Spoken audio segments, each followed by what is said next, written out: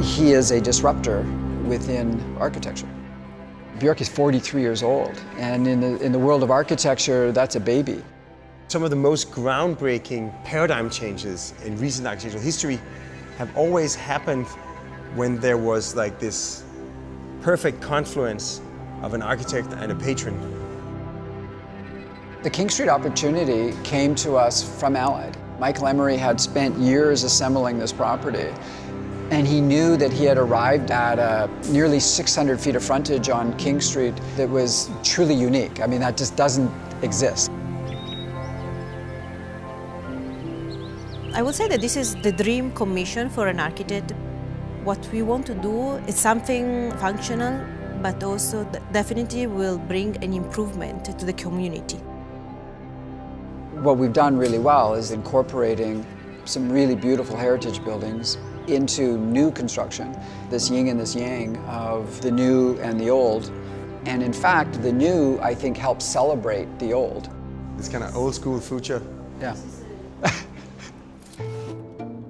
With King Street, the whole idea is to create this sort of unified urban silhouette by combining hundreds of individual terraces that somehow come together to create this sort of beautifully contoured man-made mountain range.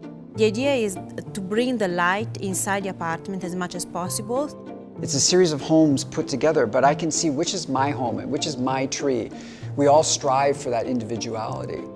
Each home actually has its own little garden in the sky with grass and with trees.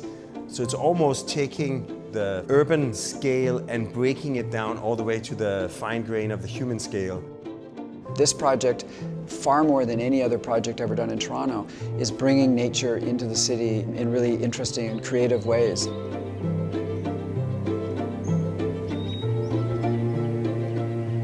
B&B, they are like the perfect integration to the architecture, creating this timeless environment. Going through the selection of the furniture for B&B, I found interesting the contraposition of the shapes.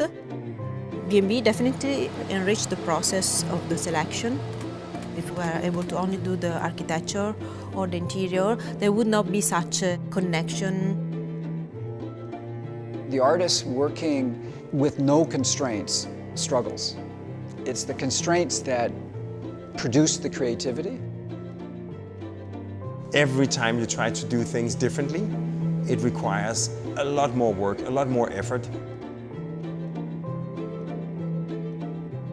It's the continuous, committed collaboration that is about exploring and always setting the bar higher, moving the boundary of what's possible. And I think that's why we are today capable of doing something like King Street